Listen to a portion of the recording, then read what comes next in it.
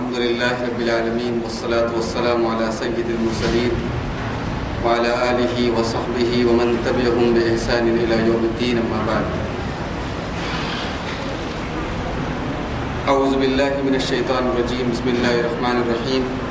قال ألم أقل لك إنك لن تستطيع معي صبرا.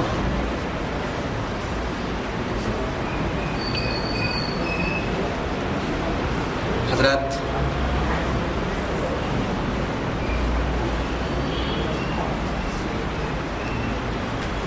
آج 16ویں پارے کی تفسیر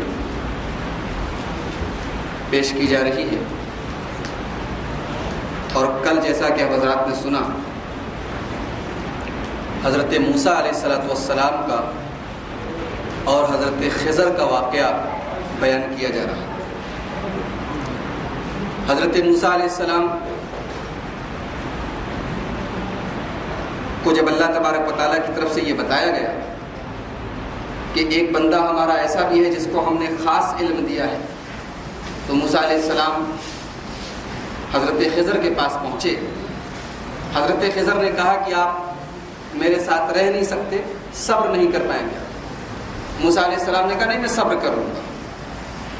تو حضرت خضر نے کہا ایک شرط پر میں آپ کو اپنے ساتھ رکھوں گا کہ میں جب بھی کوئی کام کروں تو آپ سوال مت کیجیے۔ اس کے بعد یہ دونوں حضرات چلے، دریا کے اس پار جانا تھا، کشتی پر سوار۔ جیسے ہی کشتی پر بیٹھے تو حضرت خضر نے کشتی کا تختہ نکالا۔ تو حضرت موسیٰ علیہ السلام نے کہا ارے یہ کیا کر رہے ہیں آپ؟ ایک تو ان کشتی والوں نے آپ کو بغیر کرائے کے فری میں بٹھایا، اور آپ جو ہے ان کو ڈبانا چاہتے ہیں۔ تو حضرت خضر نے فوراً کہا کہ میں نے کہا نہیں تھا کہ آپ صبر نہیں کر پائیں، بول دیا۔ بولے اچھا، اب اگلی بار میں نہیں بولوں گا۔ اس کے بعد دریا کے اس پار پہنچے تو ایک لڑکا کھیل رہا تھا 10-12 سال کا۔ حضرت خضر نے اس کی گردن پکڑ کے ختم کر دیا، قتل کر دیا۔ موسیٰ علیہ السلام حیرت، اقتلت نفسا زکیۃ بغیر نفس، ارے یہ کیا کیا آپ نے؟ بے گناہ لڑکے کو آپ نے مار ڈالا۔ لقد جئت شیئا نکرا، آپ نے بہت خراب کام کیا۔ نکرا بولتے ہیں ایسے برے کام کو جس کی ریکوری نہ ہو سکے، جس کی تلافی نہ ہو سکے۔ ظاہر سی بات ہے کہ بچے کو مار ڈالا، اب بچہ دوبارہ تو زندہ ہو نہیں سکتا۔ تو موسیٰ علیہ السلام نے کہا یہ آپ نے کیا کیا؟ اب یہاں سے 16واں پارہ شروع ہو رہا ہے۔ قال الم اقل لك انك لن تستطيع معي صبرا، حضرت خضر نے کہا میں نے کہا نہیں تھا آپ میرے ساتھ صبر نہیں کر پائیں گے۔ قال ان سألتك عن شيء بعدها فلا تصحب، حضرت موسیٰ نے کہا اگر اب میں کوئی سوال کروں گا تو آپ مجھے اپنے ساتھ مت رکھیے گا۔ قد بلغت من لدنی عذرا، بس میں آخری بار آپ کی بارگاہ میں معذرت پیش کر رہا ہوں، اگر اب میں کوئی سوال کروں گا تو آپ جو ہے مجھے الگ کر دیجیے۔ اس کے بعد یہ لوگ ایک گاؤں میں پہنچے، ایک بستی میں پہنچے۔ ان لوگوں کو بھوک لگی تھی۔ قرآن کہتا ہے حتی اذا اتیا اہل قریۃ استطعما، جب یہ دونوں بستی میں پہنچے تو دونوں نے کھانا مانگا۔ یہاں پر ایک نکتہ، دونوں نے کھانا مانگا، اس کا مطلب کہ حضرت خضر بھی انسان تھے۔ یہ نہیں کہا کہ موسیٰ علیہ السلام نے صرف کھانا مانگا۔ اس سے یہ معلوم ہوا کہ حضرت خضر کو اللہ تبارک و تعالیٰ نے جو خاص علم دیا تھا، اس علم کے باوجود وہ ایک انسان تھے، ان کو بھی بھوک لگی تھی، ان کو بھی کھانا چاہیے تھا۔ تو دونوں نے کھانا مانگا تو گاؤں کے لوگوں نے انکار کر دیا۔ فَأَبَوْا أَن يُضَيِّفُوهُ، گاؤں کے لوگوں نے ان کو مہمان بنانے سے انکار کر دیا۔ بڑے بدتمیز قسم کے لوگ تھے۔ ان دونوں لوگوں نے، بیچاروں نے، رات بھر بھوکے رہ کے رات گزاری۔ صبح ہوئی، جب بستی سے جانے لگے تو حضرت خضر نے دیکھا کہ ایک مکان کی دیوار بالکل گرنے والی ہے، ٹیڑھی۔ فَأَقَامَ، تو حضرت خضر نے اس دیوار کو سیدھا کر دیا۔ اس سے معلوم ہوا کہ باڈی بلڈر تھے، طاقتور تھے۔ اکیلے دیوار کو سیدھا کر دینا کوئی مذاق تھوڑی ہے. اس کا مطلب کہ جسمانی پاور بھی ان کو اللہ تبارک و تعالیٰ نے بہت غیر معمولی دیا. تو جیسے ہی انہوں نے دیوار کو سیدھا کیا تو حضرت موسیٰ علیہ السلام پھر بول پڑے لو شئت لاتخذت علیہ اجرا. ارے اتنے بدتمیز لوگ تھے, ہم لوگوں کو نہ کھلایا نہ پلایا, آپ بڑے ان کی خدمت کرنے والے بنے, ان کی دیوار سیدھی کر رہے ہیں, ارے کچھ پیسہ ویسا طے کر لیتے تب سیدھا کرتے. تو حضرت خضر نے کہا قال الم اقل لك انك لن تستطيع معي صبرا. میں نے کہا نہیں تھا تم صبر نہیں کر پاؤ گے. ھذا فراق بینی و بینک, ختم معاملہ, اب تم اپنے راستے میں اپنے راستے. لیکن جانے کے پہلے جو میں نے تینوں کام کیے, ان تینوں کام کیوں کیے اس کی وجہ بھی سن لو. اما السفینۃ فکانت لمساکین یعملون فی البحر. جب جس کشتی پر ہم لوگ سوار ہوئے تھے وہ کشتی کچھ غریب لوگوں کی تھی, کچھ مسکین لوگوں کی تھی, اور دریا کے اس پار ایک ظالم بادشاہ تھا, وہ جو بھی کشتی جاتی تھی اس کو لوٹ لیتا تھا. تو میں نے کشتی کو عیبدار بنا دیا تاکہ بادشاہ, ظالم بادشاہ دور سے ہی دیکھ کے کشتی کو چھوڑ دے. یہاں پر ایک نقطہ معلوم ہوا کہ غریب آدمی وہی نہیں ہے جس کے پاس کچھ نہ ہو. یہاں پہ غور کیجئے کہ وہ کشتی غریب لوگوں کی تھی, یعنی وہ لوگ جتنے بھی غریب تھے بہرحال کشتی ان کی تھی, لیکن اس سے کام نہیں چل پا رہا تھا, غریب تھے. اس سے معلوم ہوا کہ کسی آدمی کے پاس مکان ہے تو اب یہ مت سمجھیے کہ وہ غریب نہیں ہے. کسی آدمی کے پاس رہنے کو چھت ہے تو یہ مت سمجھیے کہ غریب نہیں ہے. غریب وہ آدمی بھی ہو سکتا ہے جس کے پاس کشتی ہو. یہاں کشتی ہے لیکن موسیٰ علیہ السلام کہہ رہے ہیں مسکین ہے وہ لوگ. ارے خضر علیہ السلام اس کے بعد کہنے لگے وہ جو لڑکا تھا جس کو میں نے ختم کر دیا, وَأَمَّا الْغُلَامُ فَكَانَ أَبَوَاهُ مُؤْمِنَيْنِ. اس کے باپ, اس کے ماں باپ مومن تھے اور وہ لڑکا آگے چل کے مشرک اور کافر ہونے والا تھا. اللہ تبارک و تعالیٰ نے علم دیا تھا حضرت خضر کو کہ وہ بات کے اندر چھپی ہوئی بات کو جان لیتے. لڑکا ابھی نابالغ ہے, 10 سال کا ہے, لیکن حضرت خضر کو اللہ تبارک و تعالیٰ کی طرف سے یہ بتا دیا گیا تھا کہ یہ لڑکا آگے چل کے مشرک بنے گا اور اپنے ماں باپ کے لیے مصیبت بنے گا. تو حضرت خضر نے کہا اس لیے میں نے اس کو قتل کر دیا, اور اللہ تبارک و تعالیٰ کے حکم سے میں نے قتل کیا. اس سے بہتر اولاد اللہ تبارک و تعالیٰ اس کے ماں باپ کو عطا فرمائے. وَأَمَّا الْجِدَارُ, اور جو دیوار میں نے سیدھی کی تھی, فَكَانَ لِغُلَامَيْنِ يَتِيمَيْنِ, وہ دیوار دراصل جس مکان کی تھی اس مکان میں 2 یتیم لڑکے رہتے تھے, 2 یتیم بچے رہتے تھے. وَكَانَ أَبُوهُمَا صَالِحًا, اور ان دونوں یتیم بچوں کا باپ نیک تھا. وَكَانَ تَحْتَهُ كَنْزٌ لَهُمَا, اور اس دیوار کے نیچے ان دونوں یتیم بچوں کا خزانہ چھپا ہوا تھا. دیوار گرتی تو خزانہ سارے گاؤں کے لوگ لوٹ کے لے کے چلے جاتے. تو اللہ نے مجھے حکم دیا, اس لیے میں نے دیوار سیدھی کر دی تاکہ وہ بچے جب بڑے ہو جائیں تو وہ اپنا خزانہ حاصل کریں. یہاں پر ایک نقطہ یہ معلوم ہوا کہ ماں باپ اگر نیک ہوں تو ان کی نیکی کا بدلہ بچوں کو بھی ملتا ہے. یہاں ہم لوگ کیا کرتے ہیں, اپنے بچوں کے لیے بیمہ کراتے ہیں. بھارتیہ جیون بیمہ نگم, زندگی کے ساتھ بھی زندگی کے بعد بھی. زندگی کے بعد نیکی کام آئے گی. اپنی زندگی میں نیکی کر کے جاؤ, آپ کے بچوں کے کام آئے گی. یہاں دیکھیے ماں باپ نیک تھا, باپ کی نیکی بچوں کے کام آ رہی ہے. حضرت خضر نے اس لیے ان بچوں کی دیوار سے. اس کے بعد اللہ تبارک و تعالیٰ ذوالقرنین کا واقعہ بیان کرتا ہے. ذوالقرنین کون تھے؟ ایک بہت بڑے بادشاہ تھے. یہ کون تھے, کہاں کے رہنے والے تھے, قرآن نے یہ سب نہیں بتایا. قرآن نے یہ بتایا کہ اتنے بڑے بادشاہ تھے کہ ان کی بادشاہت بالکل زمین کے مشرقی حصے تک اور پھر زمین کے مغربی حصے تک ان کی بادشاہت. اب مفسرین نے کہا کہ یہ سکندر تھے, حالانکہ سکندر کوئی دیندار آدمی نہیں تھا. سکندر کو ذوالقرنین نہیں مانا جا سکتا. مولانا ابوالکلام آزاد نے اپنی تفسیر ترجمان القرآن میں لکھا ہے, انہوں نے اپنا ایک اندازہ لکھا ہے کہ ذوالقرنین سے مراد, اگر ہم دنیا کی ہسٹری اٹھا کے دیکھیں تو ذوالقرنین سے مراد اگر کوئی ہو سکتا ہے تو ایران کا مشہور بادشاہ سائرس ہو سکتا ہے, جس کو عربی میں خسرو کہتے ہیں. وہ ہو سکتا ہے۔ بہرحال قرآن میں ذوالقرنین کا واقعہ بیان کیا کہ ذوالقرنین زمین کے بالکل پورب کی طرف گئے اور پھر زمین کے بالکل پچھم کی طرف گئے۔ اس کے بعد وہ نارتھ ایسٹ میں گئے، زمین کے شمال مشرق میں گئے، تو وہاں پر ان کو کچھ لوگ ملے جنہوں نے یہ کہا کہ یاجوج ماجوج نام کی 2 قومیں ہیں جو ہم پر ظلم کرتی ہیں۔ یاجوج ماجوج کون ہیں یہ بھی قرآن کے اندر ڈکلیئر نہیں ہے۔ اب ان کے بارے میں کچھ کہنا یہ گیسنگ ورک ہوگا، یہ ایک تخمینہ ہوگا، ایک اندازہ ہوگا، جب قرآن نے نہیں بتایا۔ یاجوج ماجوج ایک قوم ہے جو لوگوں میں آ کے لوٹ پاٹ مچاتی تھی، جو غیر مہذب جنگلی قوم تھی، غیر مہذب قوم تھی۔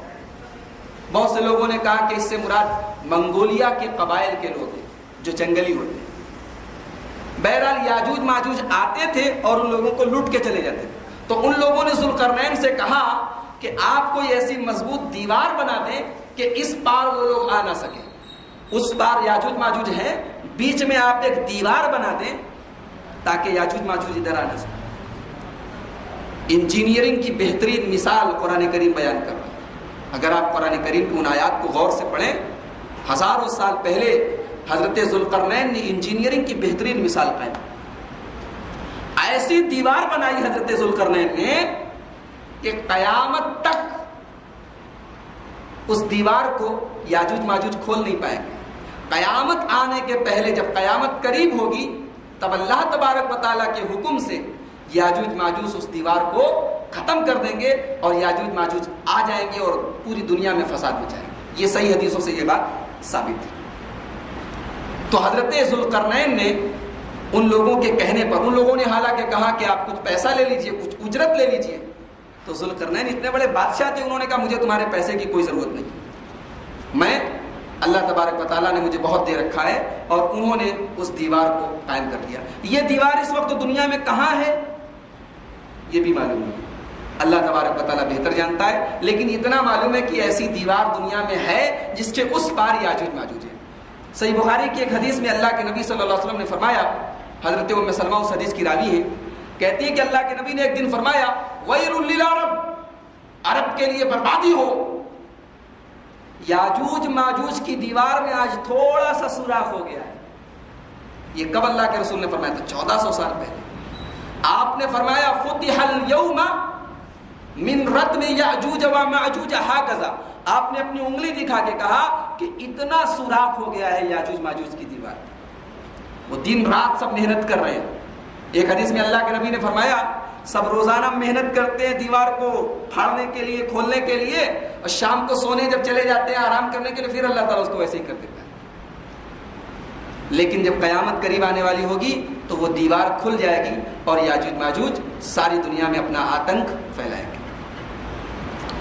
اس کے بعد سورہ مریم شروع ہو رہی ہے۔ سورہ مریم میں حضرت زکریا علیہ السلام کا ذکر کیا جا رہا ہے۔ کاف ہا یا عین صاد ذکر رحمت ربک عبدہ زکریا، یاد کیجئے آپ کے رب نے اپنے بندے زکریا پر کیسی رحمت کی۔ اذ نادى ربه نداء خفیا، جب حضرت زکریا نے اپنے رب کو چپکے چپکے پکارا۔ اس سے پتہ چلا کہ دعا چپکے چپکے کرنی چاہیے، چلا چلا کے دعا نہیں کرنی چاہیے۔ اللہ تعالیٰ بہرا نہیں ہے، دعا کا طریقہ بتایا جا رہا ہے کہ دعا چپکے چپکے کی جائے۔ اچھا، چپکے چپکے دعا کرنے سے ایک فائدہ یہ بھی ہے کہ اس میں ریاکاری نہیں ہوگی۔ یہ نہیں ہوگا کہ ہم کسی کو دکھا رہے ہیں، ہم اپنے رب کو سنا رہے ہیں، ہم کو کیا کہنا ہے ہم اپنے رب کو سنا رہے ہیں۔ ایک فائدہ تو چپکے چپکے سے یہ ہے، اور دوسرا فائدہ چپکے چپکے دعا کرنے سے یہ ہے کہ چپکے چپکے جو دعا کی جائے اس میں خلوص ہوتا ہے۔ تو دعا کی پہلی شرط چپکے چپکے دعا کی جائے۔ اس کے بعد حضرت زکریا کہتے ہیں رب انی وہن العظم منی، اے اللہ میری ہڈیاں کمزور ہو گئی ہیں، بوڑھے ہو گئے تھے، اولاد مانگ رہے اللہ سے، کہہ رہے ہیں کہ میری ہڈیاں کمزور ہو گئی ہیں۔ اس سے پتہ چلا کہ بڑھاپے میں ہڈی کمزور ہو جاتی ہے۔ میڈیکل سائنس کا ایک نقطہ یہاں مل رہا ہے کہ بوڑھے لوگوں کو تھوڑا سنبھل کے چلنا چاہیے، اس لیے کہ بڑھاپے میں اگر ہڈی ٹوٹی تو جڑے گی نہیں۔ اس سے میڈیکل سائنس کا یہ نقطہ مل رہا ہے۔ انی وہن العظم منی، اے اللہ میری ہڈیاں کمزور ہو گئی ہیں۔ اس سے دعا کا دوسرا طریقہ معلوم ہو رہا ہے کہ دعا میں اپنے آپ کو کمزور ثابت کرو، اپنے رب کے سامنے جھک جاؤ، تواضع اختیار کرو کہ اے اللہ میں بے سہارا ہوں، تو سہارا دینے والا ہے، میں کمزور ہوں، تو طاقت دینے والا ہے، میں ننگا ہوں، تو پہنانے والا ہے، میں بھوکا ہوں، تو کھلانے والا ہے۔ یہ دعا کی دوسری شرط ہے، چپکے چپکے دعا کی جائے اور اپنی کمزوری، اپنی عبدیت، اپنی بندگی کو ظاہر کیا جائے۔ اس کے بعد حضرت زکریا کہتے ہیں وَلَمْ أَكُنْ بِدُعَائِكَ رَبِّ شَقِيًّا، اور اے اللہ میں کبھی بھی تجھ سے مانگ کر نا امید نہیں ہوا، تجھ سے دعا کر کے میں کبھی مایوس نہیں ہوا۔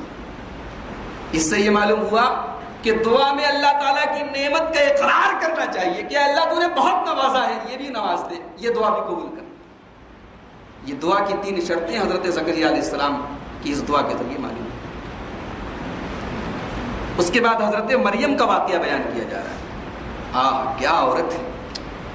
ہماری مائیں بہنیں اگر سن رہی ہوں غور کریں کہ ایک عورت کس قدر حیا اور عفت و عصمت کی مورت ہو سکتی ہے۔ حضرت مریم کو دیکھ کر وہ غور کریں۔ حضرت مریم ایک دن اپنے کمرے میں بیٹھی تھی، اچانک فرشتہ انسان کی شکل میں آیا، فرشتہ آیا انسان کی شکل میں۔ حضرت مریم نے کہا یہ کیا، کمرہ بند ہے، لاک ہے، یہ کہاں سے آ گیا؟ تو حضرت مریم کی زبان سے پہلا جملہ جو نکلا قالت اعوذ بالرحمن منک ان کنت تقیا، اگر تو متقی ہے، اگر تو اللہ کا تقوی والا بندہ ہے تو میں تجھے رحمان کا واسطہ دیتی ہوں، میرے قریب مت آنا۔ یہاں حضرت مریم نے یہ نہیں کہا کہ میں تجھے اللہ کا واسطہ دیتی ہوں، اللہ کا کون سا نام لیا؟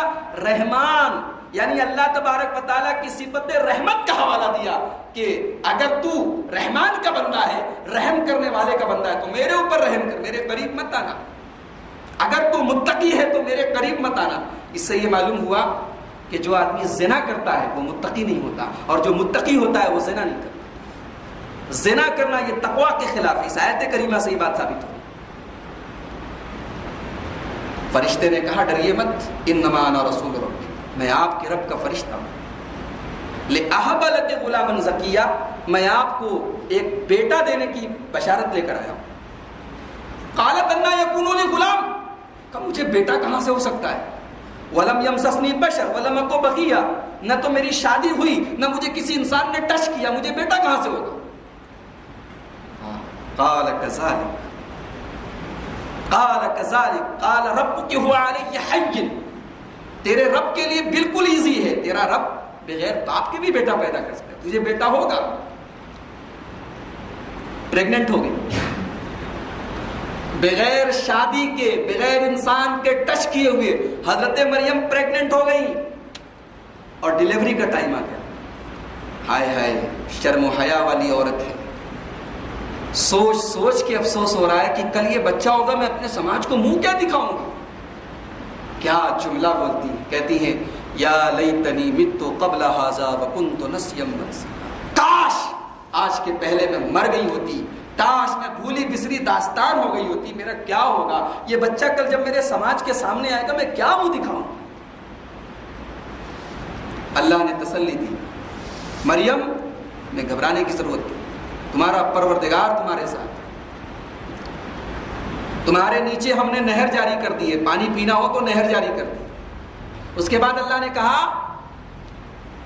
وَهُزِّي إِلَيْكِ بِجِذْعِ النَّخْلَةِ تُسَاقِطُ عَلَيْكِ رُطَبًا جَنِيًّا، اے مریم یہ جو سامنے پیڑ نظر آ رہا ہے اس پیڑ میں پتا وتا نہیں لگا ہے، بالکل سوکھا پیڑ ہے، لیکن اے مریم اس پیڑ کو جا کے ہلاؤ تو تازہ تازہ کھجور تم کو ملے گی۔ اس سے 2 نقطہ ثابت ہو رہا ہے۔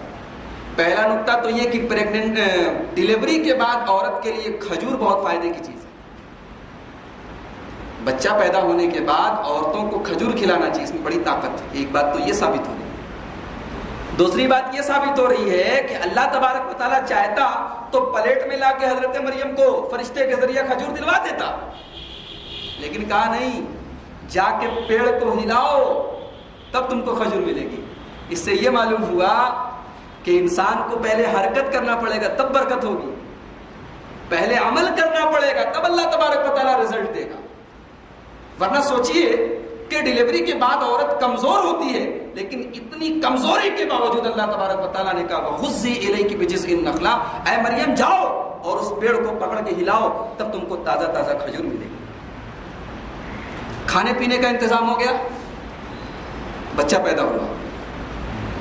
اب حضرت مریم اس کو گود میں لیے, اور اللہ نے کہا تھا بولنا مت, کوئی پوچھے تو کہہ دینا میں چپ کر روزہ ہوں, میں بول نہیں سکتا, بولنا مت. اب بچہ گود میں لے کے آئی, ارے مریم بچے کو لے کر آئی.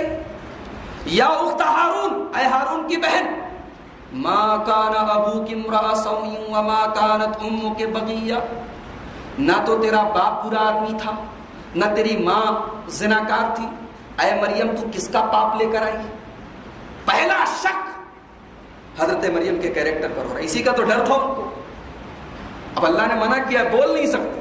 فاشارت نہیں, کہا میرے بچے سے پوچھ لو, اپنے بچے کی طرف اشارہ کیا. قالوا کیف نکلم من کان فی المہد صبیا, قوم کے لوگوں نے کہا یہ گود کا بچہ, دودھ پیتا بچہ, اس سے کیا پوچھے, اس سے کیا بات کرے. ہاں حضرت عیسیٰ بول پڑے, قال انی عبد اللہ. 4 بچے ماں کے گود میں بولے ہیں. حدیث میں آتا ہے کہ دنیا میں 4 بچے ایسے ہیں جو ماں کی گود میں بولے. ایک تو بنی اسرائیل کا جو ایک جریج والا واقعہ سنا ہے کہ نہیں آپ لوگوں نے, جریج کا واقعہ. جریج نام کا ایک بہت بڑا راہب اور عبادت گزار رہتا ہے جس کے اوپر زنا کی تہمت لگتی ہے. تو جو عورت ان کے اوپر زنا کی تہمت لگاتی ہے, اس عورت کا بچہ جو پیدا ہوتا ہے وہ خود کہہ دیتا ہے کہ میں جریج کا بیٹا نہیں ہوں, میں فلاں چرواہے کا بیٹا. تو اس بچے نے گود میں بولا. دوسرے حضرت عیسیٰ علیہ السلام گود میں بولے. اور تیسرے اصحاب الاخدود کا واقعہ یاد کیجیے, جب پوری بستی کو بادشاہ نے آگ میں ڈلوا دیا تھا, جو اللہ کو ایک مانتے تھے, تو ایک عورت جو اپنی گود میں بچہ لیے ہوئے تھی, جب اس کو آگ میں ڈالے جانے کا حکم ہوا تو وہ ڈر رہی تھی. تو اس کی گود والا بچہ بولا کہ ماں ڈر مت, کود جا, اللہ تبارک و تعالی ہمیں اس کا اجر و ثواب دے گا. اور چوتھا بچہ حدیث میں آتا ہے کہ ایک عورت اپنے گود میں بچے کو لیے ہوئے تھی اور سامنے سے بہت ہی امیر اور دولت والا سوار گزرا. تو عورت نے کہا کہ میرا بچہ, اے اللہ میرے بچے کو اس سوار کی طرح بنا دے, ایسا ہی خوبصورت اور پیسے والا بنا دے. تو گود سے بچے نے بولا کہ اے اللہ مجھے اس کی طرح مت بنا دے. تو یہ 4 بچے تھے جو گود میں بولے. تو عیسیٰ علیہ السلام بھی گود میں بولے. کیا بولے؟ پہلا جو سینٹنس ان کی زبان سے نکلا, انی عبد اللہ, میں اللہ کا بندہ ہوں. میں اللہ کا بندہ ہوں کہہ کر سب سے پہلے تو اس نظریے کی تردید ہو گئی کہ کوئی یہ نہ سمجھے کہ بغیر باپ کے پیدا ہوئے تو اللہ کے بیٹے ہو گئے. میں اللہ کا بندہ ہوں یہ کہہ کے شرک کی تردید کر دی, اور اللہ کا بندہ ہوں کہہ کے یہ بھی بتا دیا کہ میں کسی پاپ اور کسی بدکاری کا نتیجہ نہیں ہوں, میں اللہ تبارک و تعالیٰ کا بندہ ہوں. آتانی الکتاب, اللہ تبارک و تعالیٰ مجھے انجیل دینے والا ہے. وجعلنی نبیا, اور مجھے نبی بنانے والا ہے. وجعلنی مبارکن اینما کنت, اور مجھے برکت والا بنانے والا ہے. میں جہاں بھی رہوں گا میرے اوپر اللہ تبارک و تعالیٰ کی برکت نازل ہو. تو یہ تھے حضرت عیسیٰ علیہ السلام جو اپنی ماں کی گود میں تھے. اس کے بعد سورہ طٰہٰ شروع ہو رہی ہے. سورہ طٰہٰ میں اللہ تبارک و تعالیٰ فرماتا ہے اپنے نبی کو خطاب کر کے, ما انزلنا علیک القرآن لتشقی, اے نبی یہ قرآن ہم نے اس لیے آپ پر نہیں اتارا کہ آپ پریشانی میں پڑ جائیں. طٰہٰ ما انزلنا علیک القرآن, اے نبی ہم نے آپ پر یہ قرآن اس لیے نہیں اتارا کہ آپ پریشانی میں پڑ جائیں. نبی کو کتنا ظلم سہنا پڑ رہا ہے, نبی پہ پتھر پھینکے جا رہے ہیں, نبی کو گالیاں دی جا رہی ہیں, نبی کو جو ہے دنیا بھر کی پریشانیاں جھیلنی پڑ رہی ہیں. لیکن اللہ تبارک و تعالیٰ فرما رہا ہے کہ اے نبی یہ پریشانیاں جو تجھے جھیلنی پڑ رہی ہیں, یا جو تو اپنے دل میں یہ تمنا لیے ہوئے ہے کہ یہ کافر میرے اوپر کیوں ایمان نہیں لاتے, تیرے دل میں جو تکلیف پیدا ہوتی ہے, اے میرے نبی ہم نے یہ قرآن اس لیے نہیں اتارا. یہ قرآن تو ہم نے نصیحت کے طور پہ اتارا ہے. جس کی مرضی ہے وہ اس کو مانے, جس کی مرضی ہے نہیں مانے. جو نہیں مانے گا ہم اس کو عذاب کا مزہ چکھائیں. اس کے بعد ایک دعا جو حضرت موسیٰ علیہ السلام نے اللہ سے کی تھی. قرآن اور حدیث اگر پڑھتے ہو تو اس دعا کو یاد کرو. یہ دعا موسیٰ علیہ السلام نے اللہ سے مانگی تھی. کیا دعا کی تھی؟ رب اشرح لی صدری ویسر لی امری واحلل عقدۃ من لسانی یفقہوا قولی. اے اللہ میرے سینے کو کھول دے، میرے معاملے کو آسان کر دے، میری زبان کی گرہ کو کھول دے. اس سے یہ معلوم ہوا کہ موسیٰ علیہ السلام نبی تو تھے لیکن زبان ان کی کمزور تھی، بولنے میں لکنت تھی. تو اللہ سے دعا کر رہے ہیں کہ اللہ میری زبان کی گرہ کو کھول دے. اس سے یہ معلوم ہوا کہ کوئی انسان بہت بڑا عالم ہے، بہت جانکار ہے قرآن اور حدیث کا، لیکن اللہ تبارک و تعالیٰ نے اسے بولنے کا سلیقہ دیا اور یہ ضروری نہیں ہے. بولنے کا سلیقہ دینا بھی اللہ تبارک و تعالیٰ کی نعمت ہے. موسیٰ علیہ السلام وہ سلیقہ مانگ رہے ہیں کہ اے اللہ میری زبان کی گرہ کو کھول. یہ دعا یاد رکھیے، اگر قرآن اور حدیث آپ سیکھتے ہیں اس دعا کو ورد جا بنا لیجیے. اس کے بعد سامری ایک جادوگر تھا، سامری اس کا ذکر ہو رہا ہے. بڑا واہیات آدمی تھا. موسیٰ علیہ السلام جب اپنی قوم کو چھوڑ کے اپنے بھائی ہارون علیہ السلام کے حوالے کر کے کوہ طور پر گئے تورات کو لینے، تو یہ جو سامری تھا بڑا عیار قسم کا آدمی تھا. اس نے دھوکہ دے کے بنی اسرائیل کی عورتوں سے ان کا زیور حاصل کیا. پورے گاؤں کی عورتوں سے زیور حاصل کر کے اس کو پگھلا کے اس نے ایک بچڑا بنایا، سونے کا بچڑا، اور اس کے منہ میں حضرت موسیٰ علیہ السلام کے پیر کے نیچے کی مٹی ڈال دی. جب موسیٰ علیہ السلام جا رہے تھے کوہ طور پر تو ان کے نقش پا کی ان کے پیر کے نیچے کی مٹی ڈال دی. اللہ تبارک و تعالیٰ نے آزمانے کے لیے بچڑے کے اندر آواز پیدا کی. بچڑا بولنے لگا، جسد لہو خوار، بچڑے کے منہ سے آواز نکلنے لگی. تو یہ کم بخت سامری اس نے بچڑا بنا کے بنی اسرائیل سے کہا کہ اے لوگو یہ تمہارا معبود اور موسیٰ کا معبود یہی ہے، اس کی پوجا کرو. اب وہ سب بھی ایک نمبر کے احمق، وہ لگے اس کی عبادت کرنے، چڑھانے اڑانے اس کے اوپر. اب ہارون علیہ السلام منع کر رہے ہیں، کہہ رہے ہیں کیا کر رہے ہو، یہ بیوقوف بنا رہا ہے تم کو شرک میں ڈال رہا ہے. لیکن قوم کے لوگ مان ہی نہیں رہے. ہارون علیہ السلام جب انہوں نے یہ دیکھا کہ اب میں اور سمجھاؤں گا تو یہ سب میری جان لے لیں گے، تو انہوں نے چھوڑ دیا ان کی حال پر.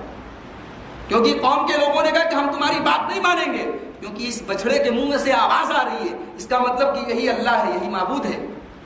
تو جب تک موسیٰ علیہ السلام نہیں آ جائیں گے ہم اس کی عبادت کرتے رہیں. موسیٰ علیہ السلام آئے اور دیکھا کہ یہاں تو بیڑا غرق ہو گیا.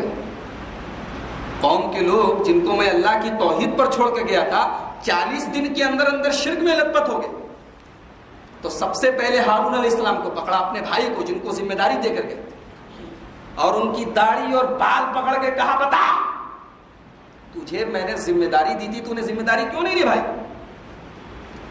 حضرت ہارون نے کہا یبن امی لا تأخذ بلحیتی ولا برأسی، اے میری ماں کے بیٹے میرا بال چھوڑ.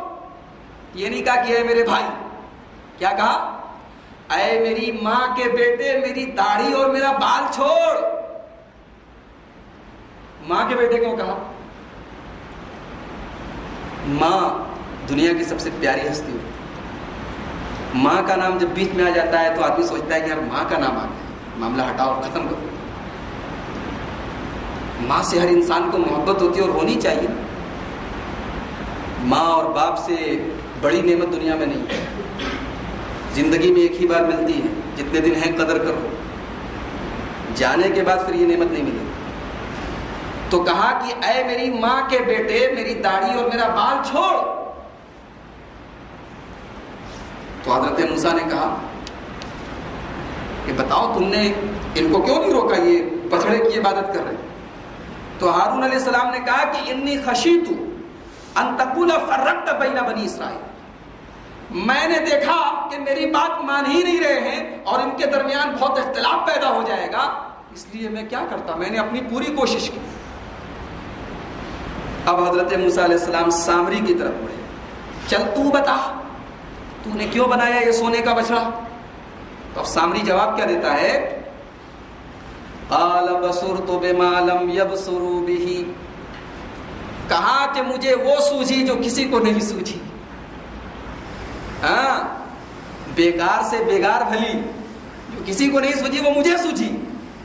کہتا ہے فقبضت قبضة من اثر الرسول، جب آپ جا رہے تھے کوہ طور پر، میں نے آپ کے پیر کی نیچے کی مٹی کو لے لیا، فنبذتها، اور وہ مٹی بنا کے میں نے اس کے منہ میں ڈال دی، اور یہ ترکیب میرے دماغ میں اپنے سے آ گئی، آٹومیٹکلی آ گئی، یہ کسی نے بتایا نہیں تھا۔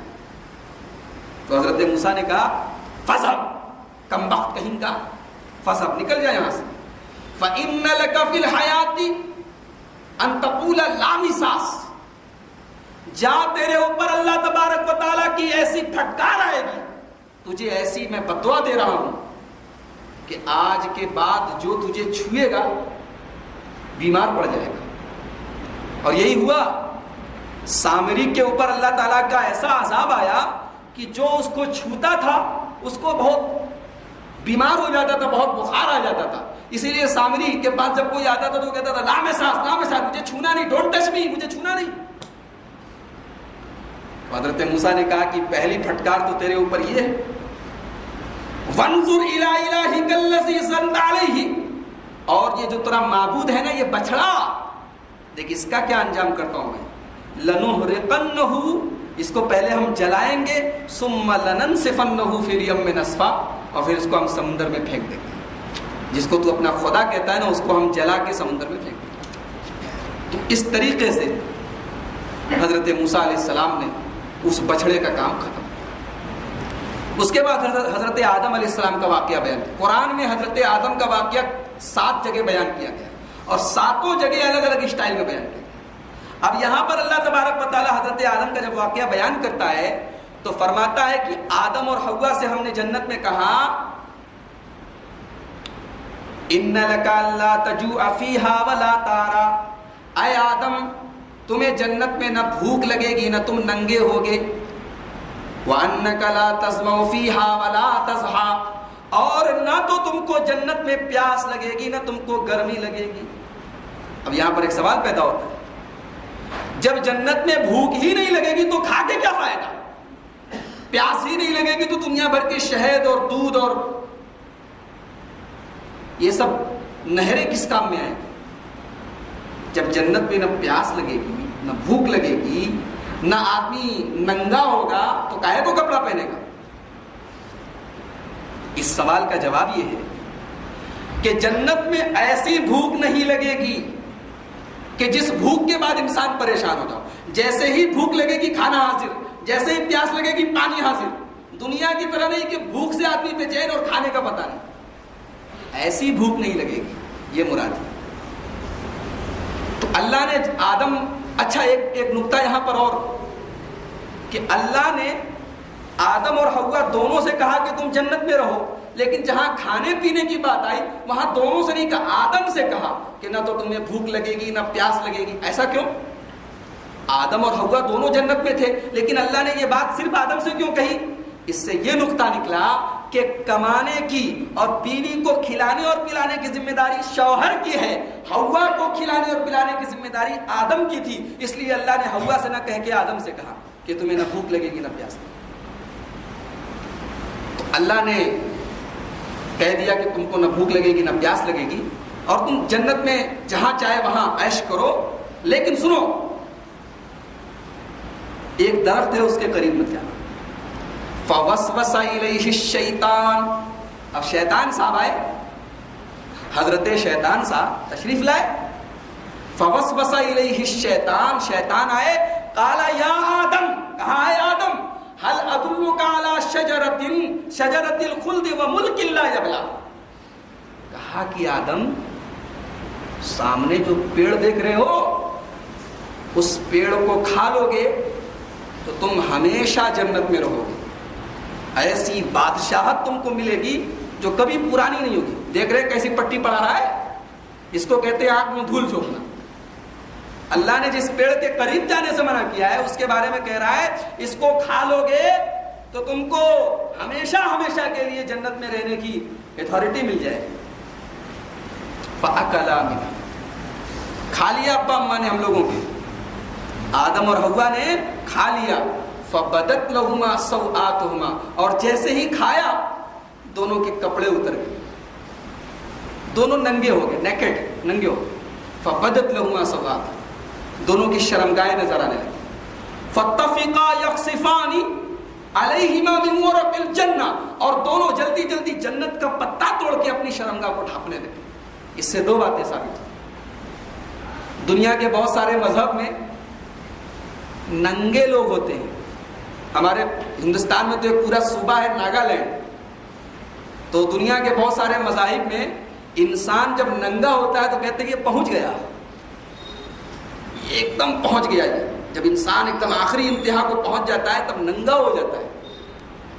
اس آیت کریمہ سے اس نظریے کی تردید ہو رہی ہے, ارے وہ پہنچا نہیں, وہ پاگل ہو گیا ہے. کیونکہ انسانیت کے خلاف ہے یہ بات ننگا ہونا. آدم اور حوا جیسے ہی ننگے ہوئے فوراً اپنے آپ کو چھپانے کی تیاری کرنے لگے. ایک مسئلہ تو یہ ثابت ہوا. دوسرا مسئلہ یہ ثابت ہوا کہ آج ویسٹرن کلچر جو ہمارے نوجوانوں کو بگاڑ رہا ہے اور ولگیرٹی کو اور ننگے پن کو ہمارے سماج میں پھیلا رہا ہے, یہ قرآن اور حدیث کے تو خلاف ہے ہی ہے, انسانیت کے خلاف. ویسٹرن کلچر کیا چاہتا ہے کہ عورت ننگی ہو جائے, انسان ننگا ہو جائے, اور مادر ذات ننگے ہو کے انسان بدکاری کرے. یہ کلچر یہ انسانیت کے بھی خلاف ہے, یہ ہمارے باپ آدم اور حوا کے بھی خلاف ہے. وہ بھی دونوں ننگے ہوئے تو فوراً اپنی شرمگاہ کو کور کرنے کی اور اس کو ڈھانکنے کی تیاری کرنے کی. تو اس سے یہ بات معلوم ہوئی کہ ننگا پن قرآن اور حدیث کے تو خلاف ہے ہی ہے, انسانیت کے خلاف ہے, آدمیت کے خلاف ہے. آدم کی اولاد ہو کے ننگی رہے, آدم کی اولاد ہو کے پردہ نہ کرے, حوا کی بیٹی ہو کے پردہ نہ کرے, یہ حوا کی بیٹی کو زیب نہیں دیتا, یہ آدم کی اولاد کو زیب نہیں دیتا. اس کے بعد اللہ تبارک و تعالیٰ نے ہمیں اور آپ کو ایک وارننگ دی کہ ہمیں کبھی اللہ کو بھولنا نہیں چاہیے. اللہ نے فرمایا وَمَنْ أَعْرَضَ عَنْ ذِكْرِي فَإِنَّ لَهُ مَعِيشَةً ضَنْكًا, جو آدمی میری یاد سے منہ موڑے گا, مجھے یاد نہیں کرے گا, میرا ذکر نہیں کرے گا, فَإِنَّ لَهُ مَعِيشَةً ضَنْكًا, ہم اس کی زندگی کو مشکل بنا دیں گے.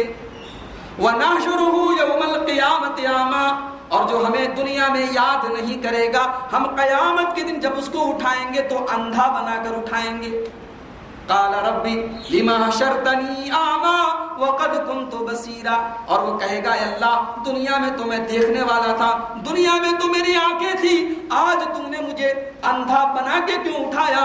تو اللہ کہے گا کذالک اتتک آیاتنا فنسیتها, میرے بندے تیرے پاس میری آیتیں آئی, تو نے اس کو بھلا دیا. جس طریقے سے میرے قرآن کی آیتیں, میرے نبی کی حدیثیں تیرے اوپر پڑی گئیں اور تو نے اس کو بھلا دیا, تو نے دیکھ کر بھی اپنے آپ کو اندھا بنا لیا. میرے بندے آج ہم تجھ کو اندھا بنا دیں گے. تو اس لیے ہمیں اور آپ کو چاہیے کہ ہم ہر حال میں اللہ تبارک و تعالیٰ کو یاد رکھیں, اللہ کا ذکر کریں, مصیبت میں بھی خوشحالی میں بھی اللہ کا ذکر کرتے رہیں. اسی کے ساتھ 16ویں پارے کی تفسیر ختم ہوئی. اللہ تبارک و تعالیٰ سے دعا ہے رب العالمین ہمیں قرآن کریم کو پڑھنے, سمجھنے اور اس پر عمل کرنے کی توفیق